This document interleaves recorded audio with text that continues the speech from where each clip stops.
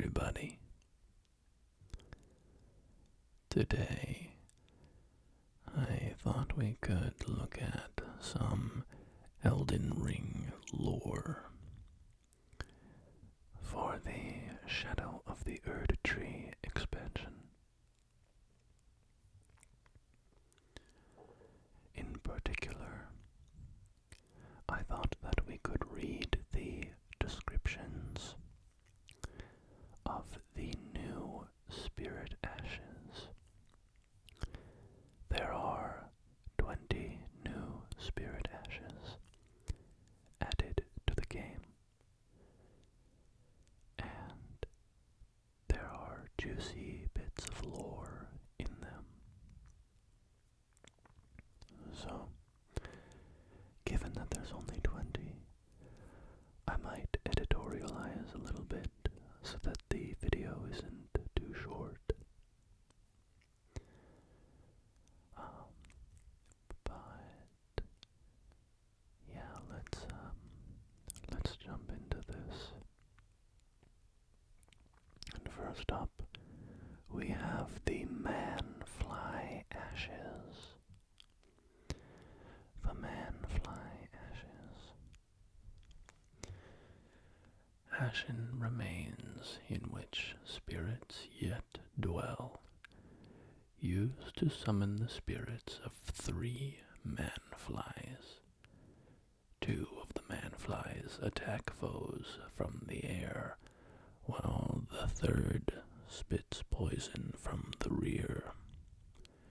Afflicted Hornsend eventually metamorphosed into a fly-like form.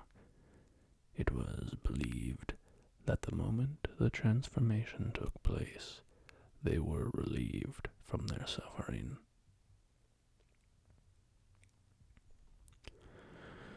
So, the Manflies are new enemies in the DLC.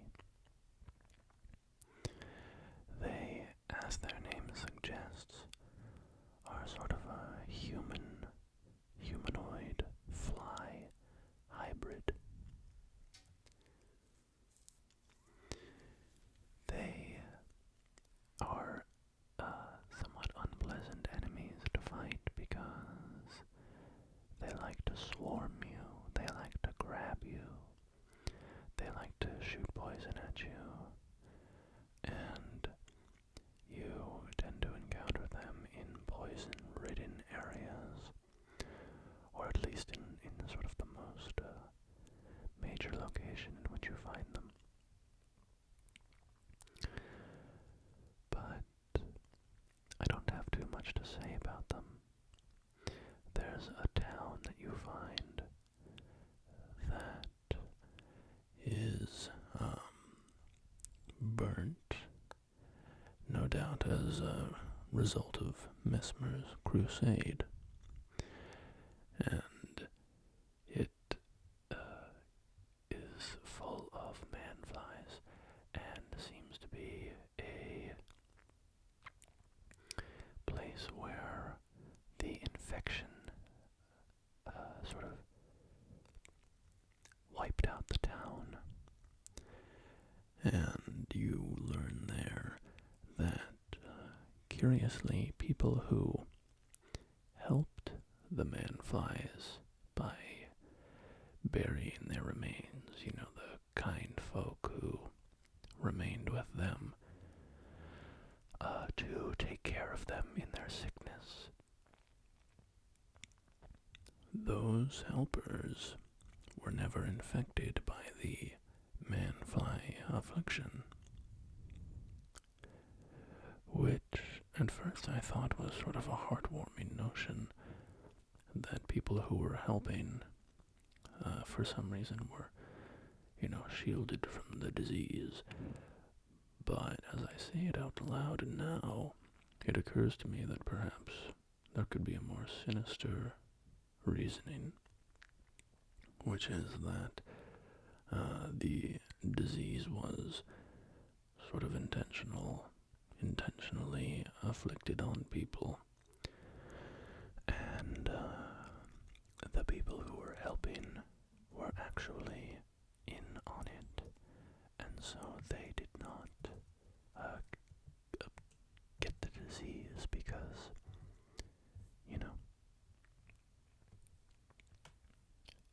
disease is intentionally bestowed.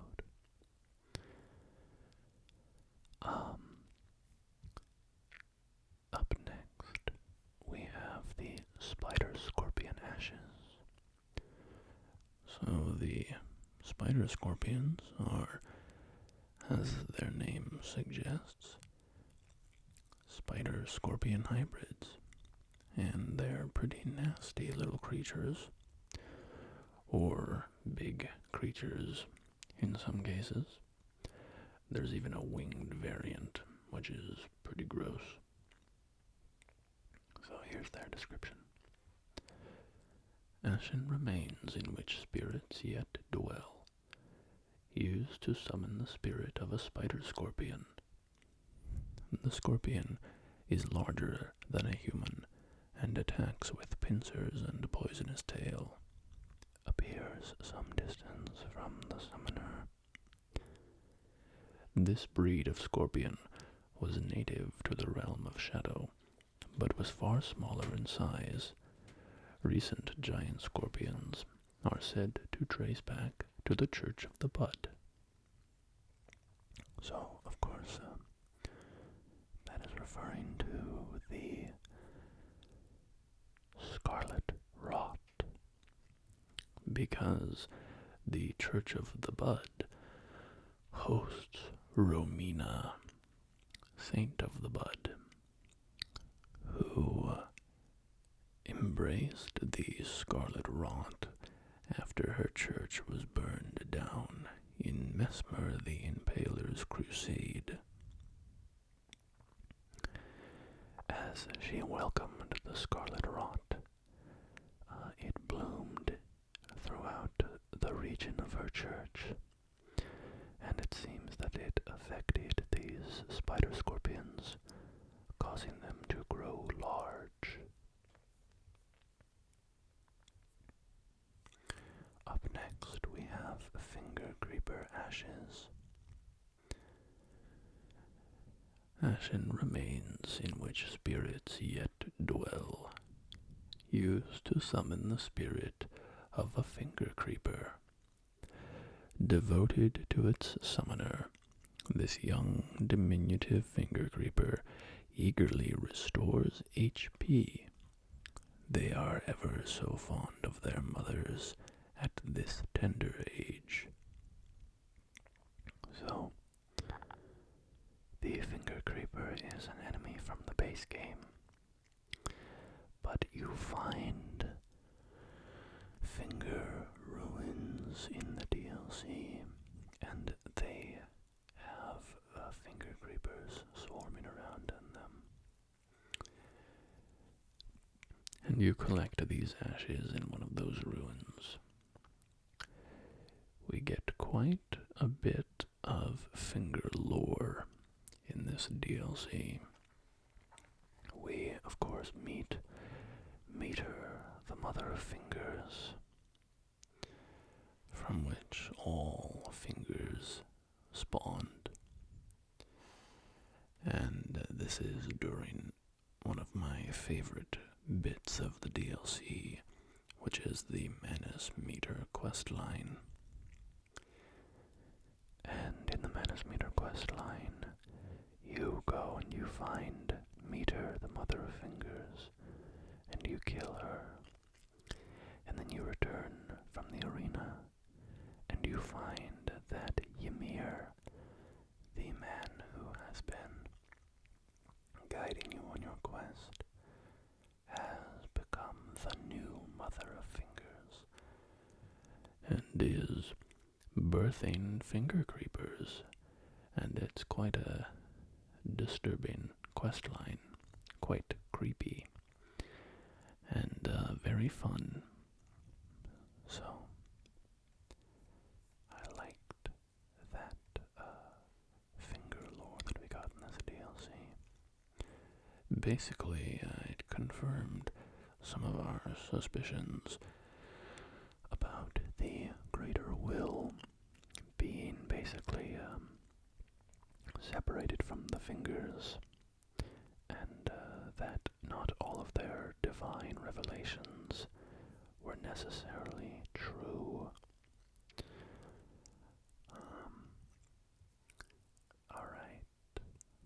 let's continue on with the Big Mouth Imp Ashes. Ashen remains in which spirits yet dwell, used to summon the spirit of a large-mouthed imp. The spirit of this old imp, said to be fashioned after a dragon, has a big mouth that serves as a cannon and allows it to fire shells from the rear of the battlefield.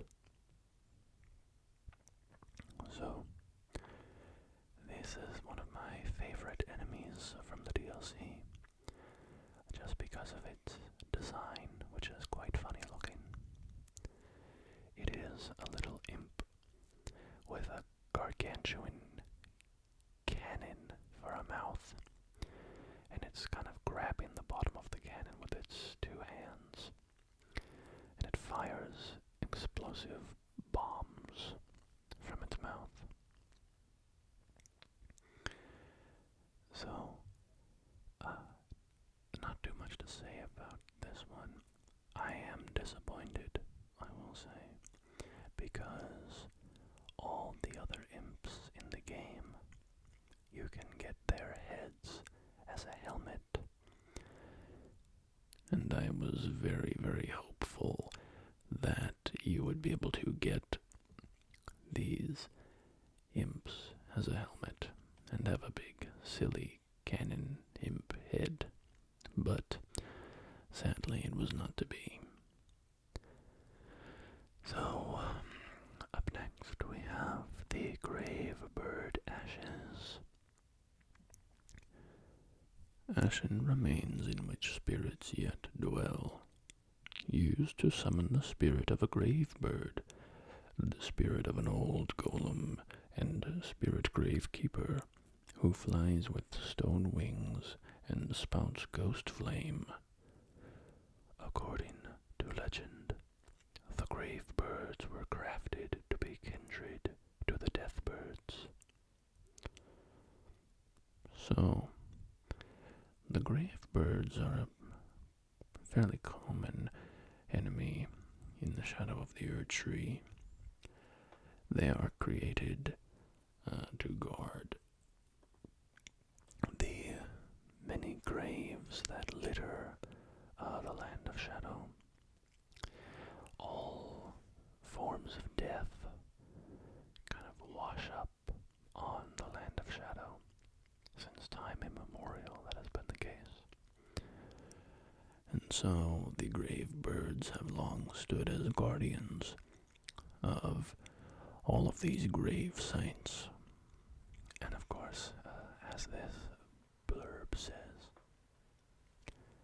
the grave birds supposedly were also created to be kindred to the death birds. And the death birds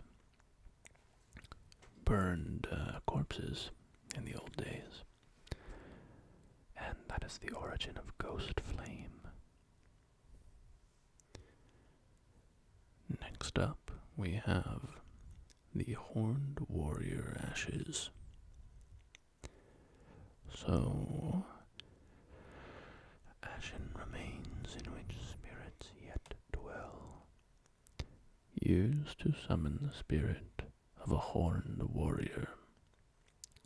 This heavily armored guardian spirit of the tower attained inhuman strength through divine invocation, and wields a curved greatsword that brings horns to bear on its foes. In the tower, these warriors and their weapons both are spiritual vessels. So, horned warriors are pretty tough enemies. There's a couple variants of them. There's one that has one big sword, one that has two swords, and then when you finally reach the Tower of Enir Ilim, you find some that also summon storm magic, as they find it. So they are not to be taken lightly. I like their design. They're pretty cool looking.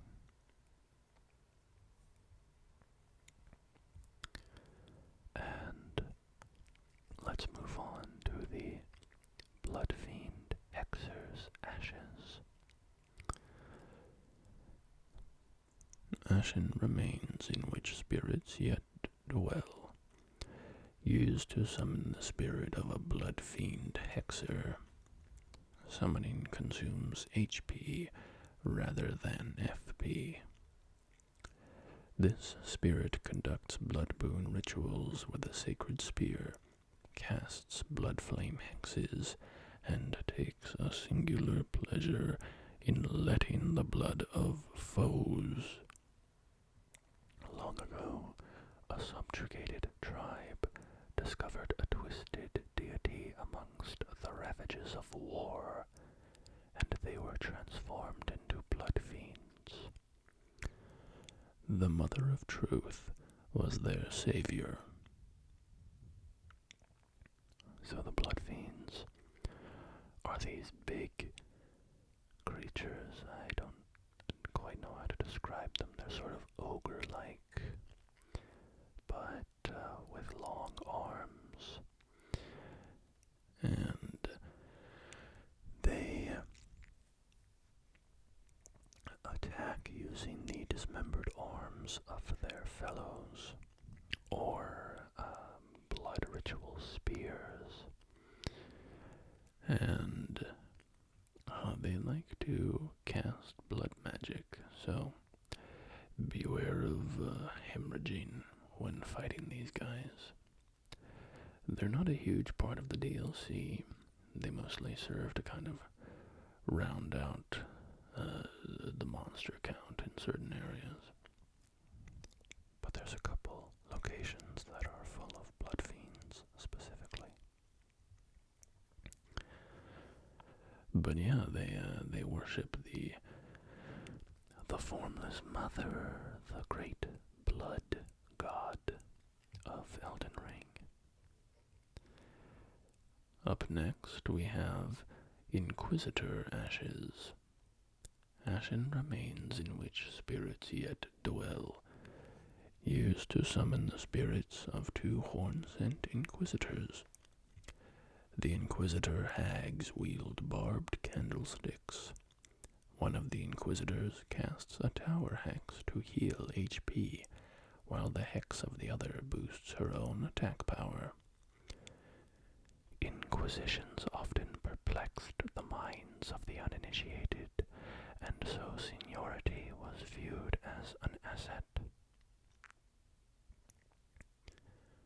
I quite like that line. Inquisitions often perplexed the minds of the uninitiated, and so seniority was viewed as an asset. It's a great line because it's loaded with meaning that is kind of belied by its somewhat clinical, academic writing style. It's just describing that, seniority was viewed as an asset because the uninitiated were often confused by inquisitions. And as you pull that apart, of course, there's quite a bit underneath that. Suggesting that the uninitiated, or the young perhaps, were shocked and opposed to the cruelties inflicted by inquisitors. And so the older inquisitors, who were more jaded or invested in the ideological project of the Hornsent, were more willing to commit atrocities. It's a good line. Alright. Next up we have Mesmer Soldier Ashes. Ashen remains used to summon the spirits of two of Mesmer's soldiers. One soldier wields an axe, while the other wields a spear. Both of them are adept at charge attacks. These soldiers belonged to the ignoble penal battalion and were buried, hidden from the Skadu tree's sight. So, the ignoble penal battalion is referencing the fact that you find these soldiers at the Fort of Reprimand, which seems to have been a kind of prison/execution site for criminals or traitors to the crusade, or perhaps, executioners for civilians, whatever the case may be.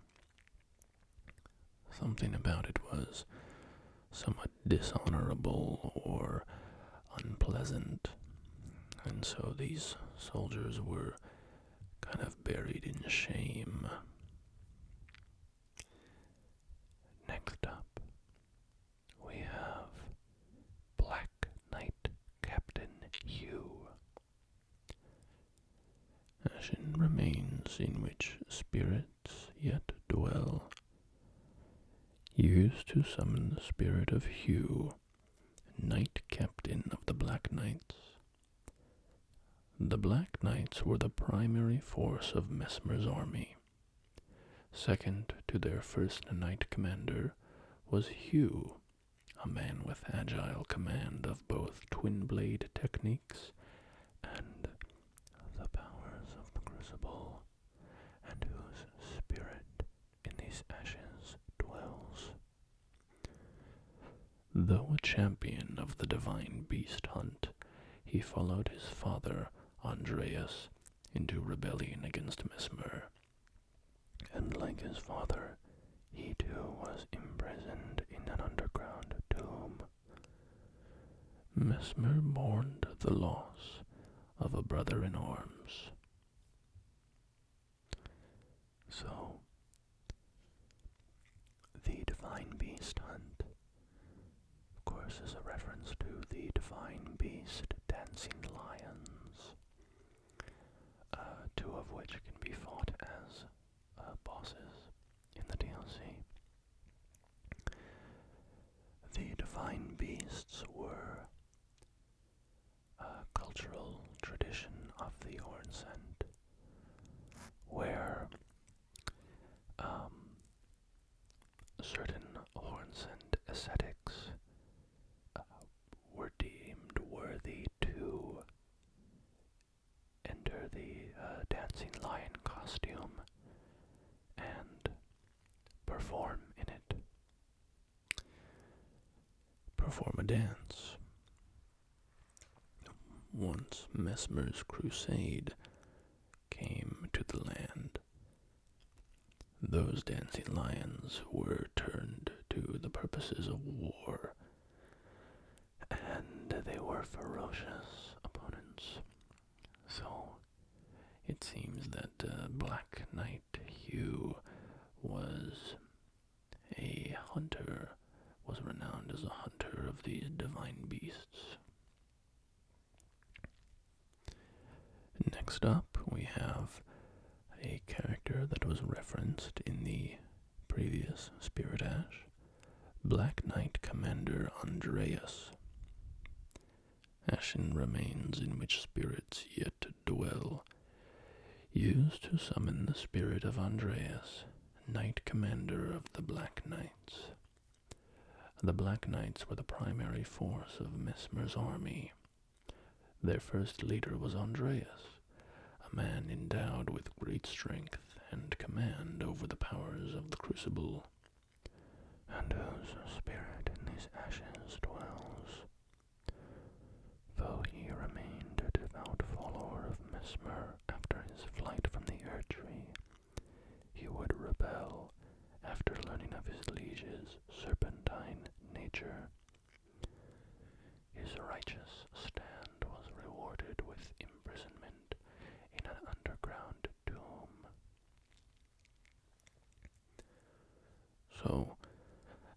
much to say about this one, besides the fact of Mesmer's flight from the Erdtree. And we learn in the Fire Knight set lore that noble children from the nobility of the Erdtree followed Mesmer and were all kind of shamed for it.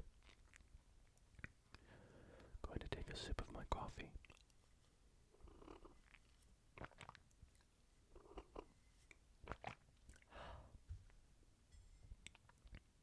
I don't often record in the mornings, so I don't often drink coffee in the recordings. But I woke up pretty early today, so I figured instead of just going back to sleep, I might as well get up and record a video. I'm working on another video right now that's significantly more effort than what I normally do. It's going to be a investigation of the lore of Midra, the boss Midra from the DLC, and just more effort because I'm gonna write a script for it, and I want to have a video component as well for that one. Normally my videos are just me talking on a black background. Occasionally you can see something if I'm feeling doing something on the computer and want to show you what I'm doing. Anyway, I'm interrupting the point of this video, so let's get back to it with Fire Knight Hilde.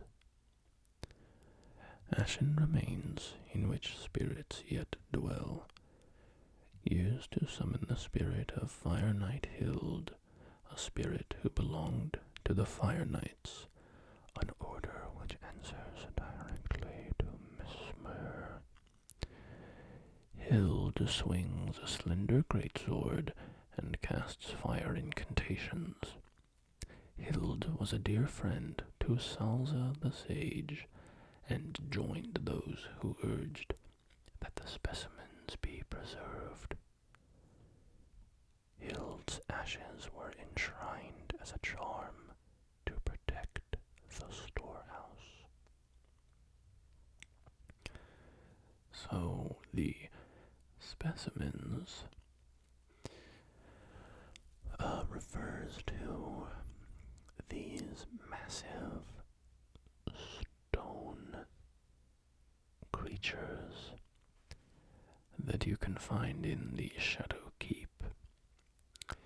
And I don't entirely understand the specimens. In fact, I don't really understand them at all. We don't really see them elsewhere in the game. So I don't know. I suppose my theory would be that they are creatures heavily, sort of miraculously influenced by the Crucible, and it caused them to grow to such tremendous size and grow such large horns. But that's my only guess. I'm curious to see what is discovered about those specimens. But moving on to Fire Knight Queelign. Ashen remains in which spirits yet dwell. Used to summon the spirit of Fire Knight Queelign. Attacks immediately after being summoned. Spirit of a knight granted relief by the Iris of Grace. Wields a spear-like greatsword that impales foes upon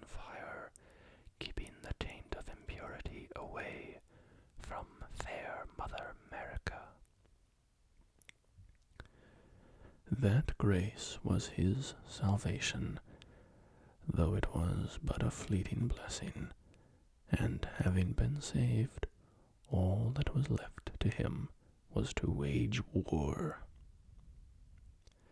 So, this ash is unusual in that it comes from an NPC, Fire Knight Queelign. Queelign invades you in the game twice and attempts to kill you for not having the guidance of grace, not having grace. Because, of course, you are a tarnished, and you eventually find him curled up on the ground in pain and weeping that he has lost the grace of America. And if you give him a certain item, he becomes a spirit ash.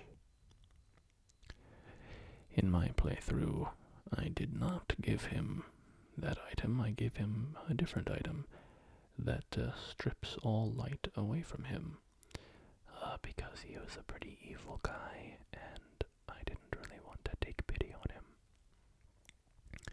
And if you do what I did, you get his weapon instead of his spirit ash. But moving on, we have reached Curseblade Meera, ashen remains in which spirits yet dwell. Used to summon the spirit of Curseblade Meera. Attacks immediately after being summoned. Curseblades appear to dance when they spin their shimmering circular blades. These ascetics, who failed to become tutelary deities, were a scourge for those who attempted to invade the Horn-sent homeland. Long ago, before the land was overshadowed by invasion, this scourge was shunned, and the Curseblades were imprisoned. It was during this confinement that Meera met Labyrinth, and upon her death, Labyrinth was plunged into a devastating darkness. So, Curseblades are Horn-sent warriors who are very acrobatic and mobile. They can throw little daggers at you, but they are at their most dangerous when they are up close and swinging their circular blades. They can take you down quite quickly, and their leaping movement and attacking style can make it difficult to retaliate against them.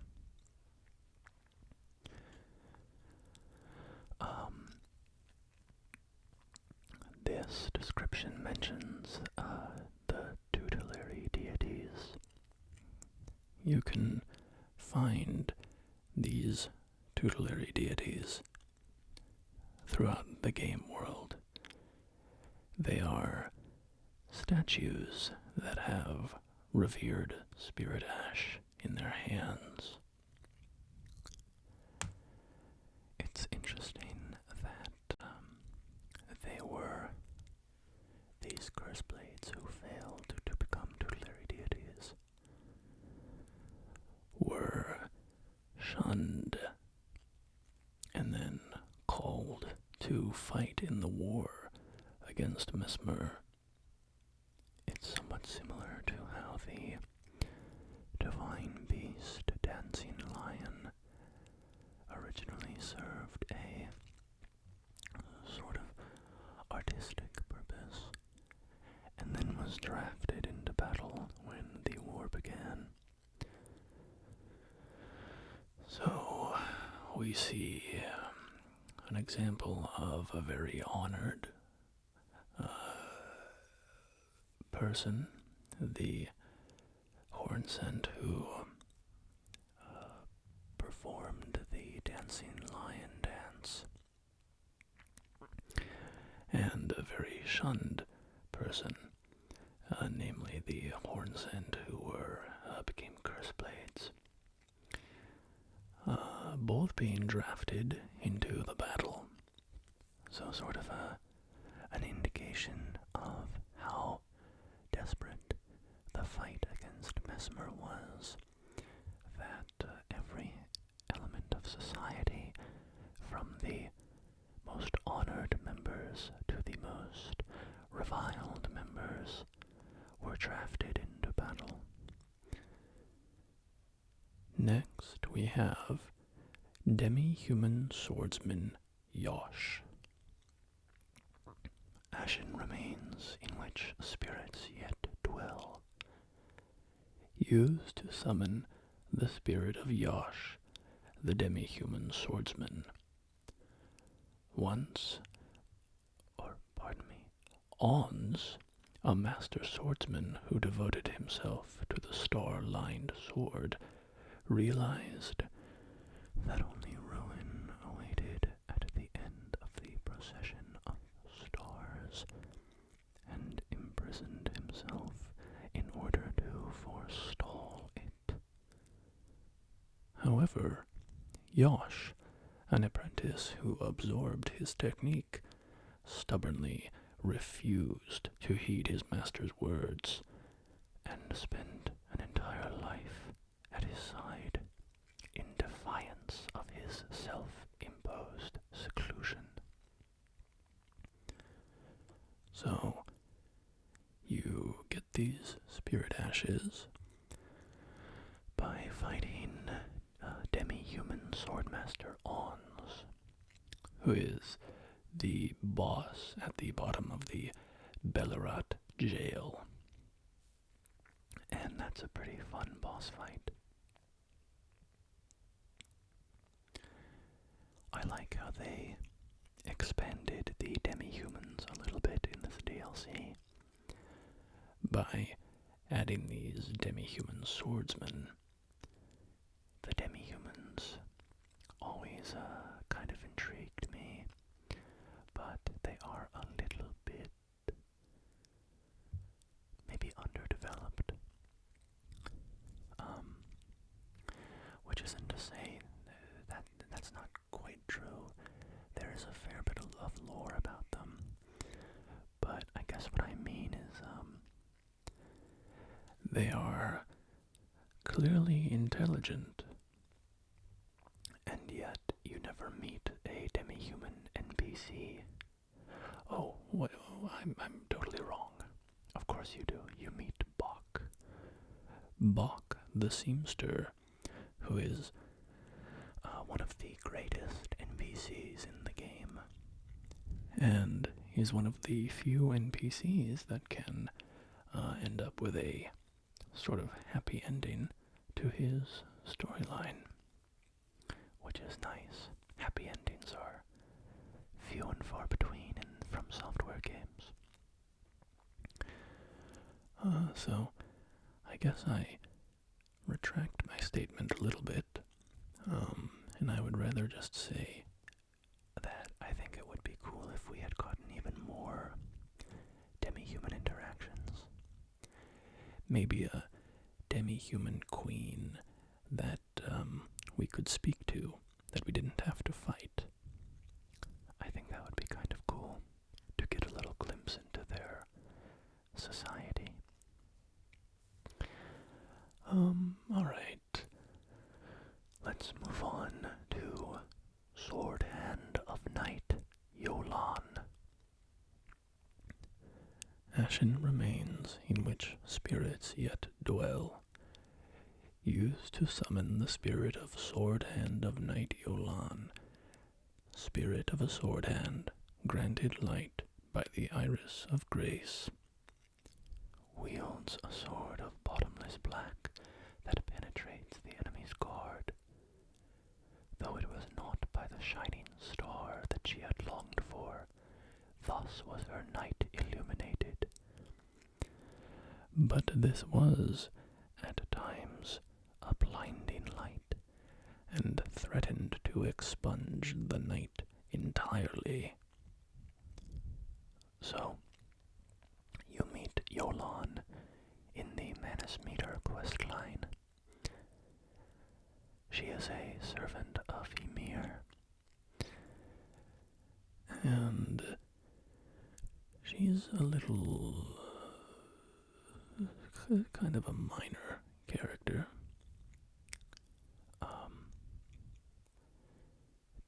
Maybe I could quickly look up her armor set. What is her armor called? Probably just the armor of Knight, I would imagine. Let's see. Armor of Knight, Elden Ring. Yeah, that's what it is. Alright. So the armor that she wears is the armor of Knight, and this is the description of it. Bottomless black chest armor, cool to the touch. Flowing lines in the seeming shape of a fingerprint adorn the surface, imprisons the wearer in utterly lightless dark. Bestowed upon those born deep underground, ordaining them as sword hands of night. So, this is a little mysterious to me, I will say. The fingerprint mark is quite interesting, and the idea of being born underground and, imprisoned in the dark. This is a interesting notion.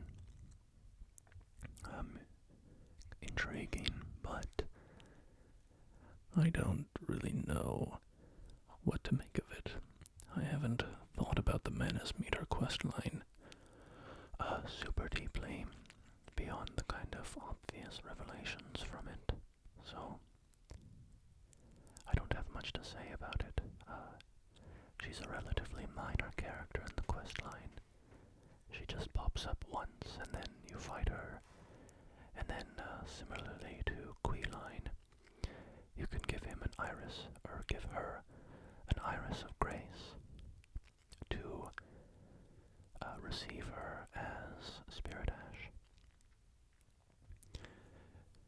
And if you get her Spirit Ash, the interesting thing is that you can then go to the top of Rabeth's Rise, and you can find a puppet of Anna, who is another sword hand of Night,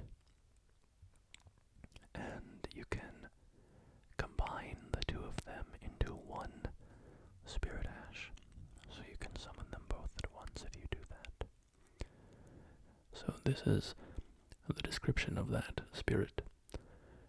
Ashen remains in which spirits yet dwell, used to summon the spirits of Jolan and Anna, spirits of two sword hands of Night, one of them being possessed by Count Ymir's doll, Anna. Together, Jolan's sword and Anna's claws are as bottomless black and penetrate the enemy's guard. Jolan and Anna were born in a cold, dark jail where they were raised, deprived of light, to be sword hands of Night. Thus were they cultivated to become the most terrifying masters of their blades, though the burden of the deed left their hearts frail and pliant. So, I would take issue with the idea that they are terrifying masters masters of their blades because they are both pretty easy to defeat. But it's cool to have them as a single Spirit Ash. It's fun that you can kind of upgrade this Spirit Ash, which is the only place in the game that you can do so. Let's go to another Spirit Ash now, and this one is the reward for a quest line. One of the rewards anyways, or rather, one of the rewards for one of the options to fulfill the quest line. A mutually exclusive reward with the other. Potential reward, I think I explained that in the most confusing way possible. When you finish the quest line, you can either get this Spirit Ash or a different reward, which is a weapon and a dragon heart item that lets you turn into a dragon. So, anyway, this is Ancient Dragon Florissax. Ashen remains, in which spirits yet dwell. Used to summon the spirit of Ancient Dragon Florissax.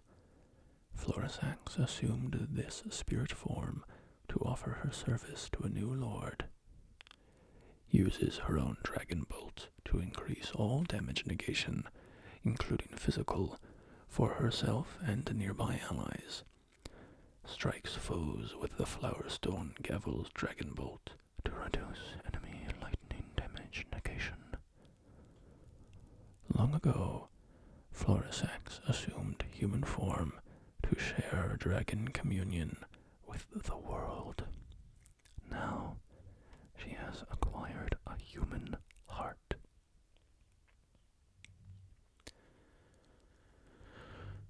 So, Ancient Dragon Florissax is quite the lore dump for us in the DLC. She tells us all about Bale the Dread, the boss of the Jagged Peak.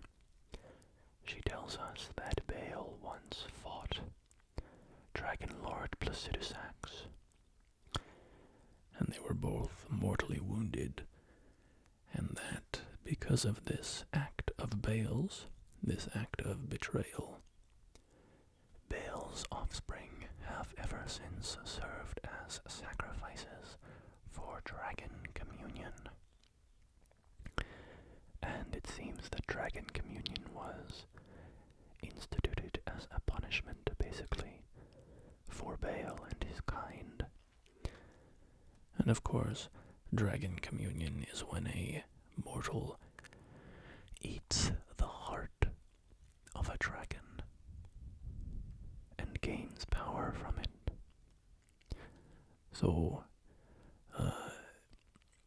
Florissax created this cult of dragon communion and, inspired these mortals to hunt the drakes of Bale and punish them for Bale's sin.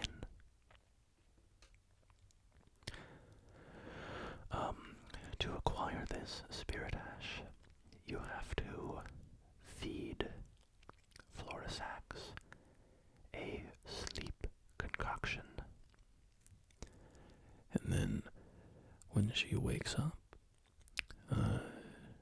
she realizes that she has actually slept, which she is not supposed to do.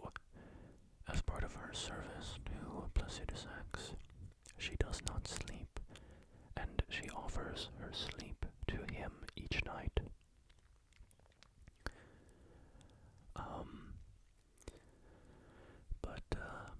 Once she basically violates her vow because of your actions, she is distraught because she has betrayed her lord. And then she realizes, I need a new lord, and you took me away from my previous lord, so you have to repay me by becoming my new lord, basically. which is a little weird. But, whatever she needs, I guess, to feel fulfilled is fine.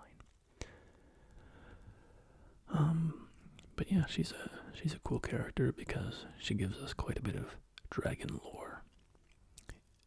So I like her. Let's move on to the divine bird warrior Ornis. Ashen remains in which spirits yet dwell, used to summon the spirit of Ornis, the divine bird warrior. Spirit of the divine bird warrior, from whom the horned warriors claim descent. Clad in golden armor and granted wings and feathers by divine invocation, Ornis succeeded in taming the divine bird and made its wings his own as he soared through the sky. When he finally fell to earth, he lived on as the guardian deity of the temple quarter. So, divine bird warrior Ornis can be found at the foot of the raw ruins, basically down in the canyon beneath it. You have to hop up to this little tomb area, and you can find Ornis there. To be honest, I don't think I can say much about him. I don't really know much of his lore or, the culture surrounding him. So I will let the description speak for itself. And I will move on to the last Spirit Ash in the DLC, which is Telu the Golem Smith. Also, I don't know if you can hear it, but there's like a swarm of birds just outside my window. And they are all hopping around and yelling at each other.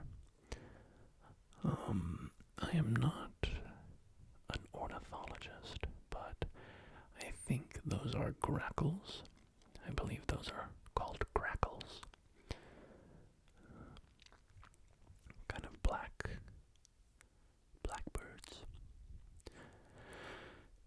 Anyway, back to the topic at hand. Ashen remains in which spirits yet dwell, used to summon the spirit of Telu the Golem Smith. The spirit of the stalwart stone golem who launches his own fists as projectiles. Telu was said to be the runt of the litter and the first to stop moving, but it was he who became the guardian deity of smithery.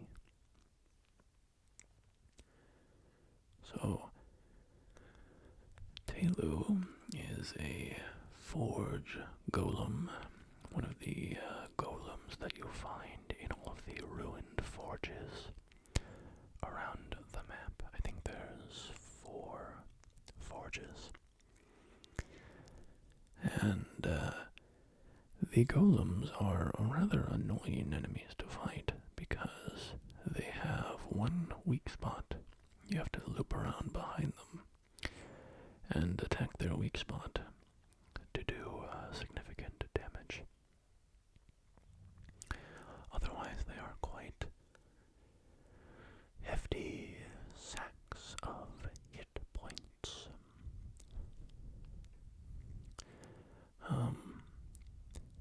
Telu is another one that I would say I don't know much of the lore about.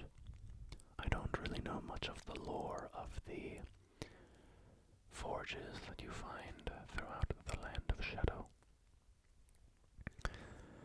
Of course, you find the throwable smith. But,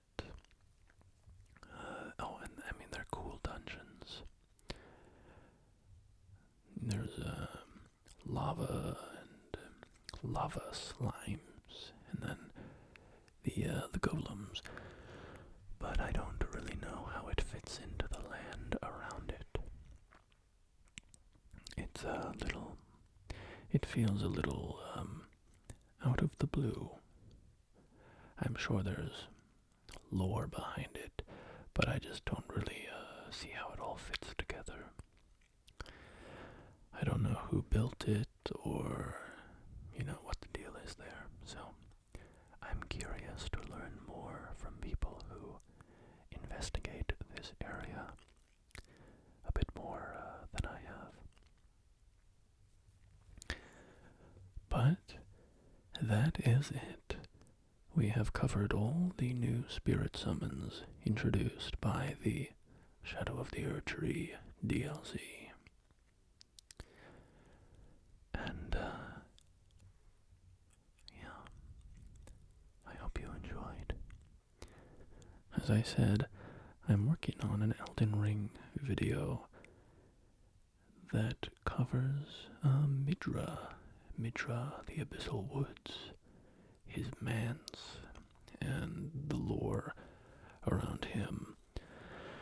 I really enjoyed that part of the DLC, so I was very excited to make a video about it, but because of how much I liked it, I also wanted to kind of do it justice and really dive into it, so that might, I don't know when that one will be out. I've mostly been collecting evidence from the game so far and kind of synthesizing theories. So I haven't even started writing the script yet. But I'm thinking of, also kind of trying to decide how I want to format it. I was thinking, well, I could do it kind of as like a story and tell the story of the manse and Midra. But then I thought, well, I'd have to do a lot of speculation there and editorializing, which I don't have a problem with. It would basically be me telling my personal theory as though it were fact.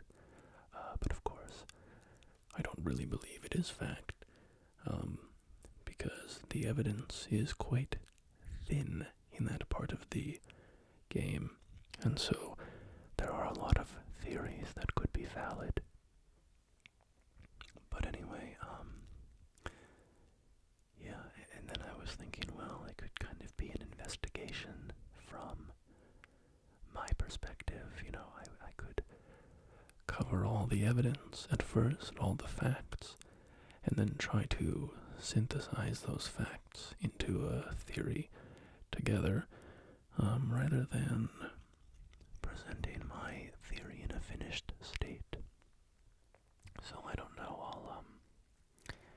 I will be thinking about that and trying to get that into a polished state. But anyway, the Elden Ring videos are probably not going to stop.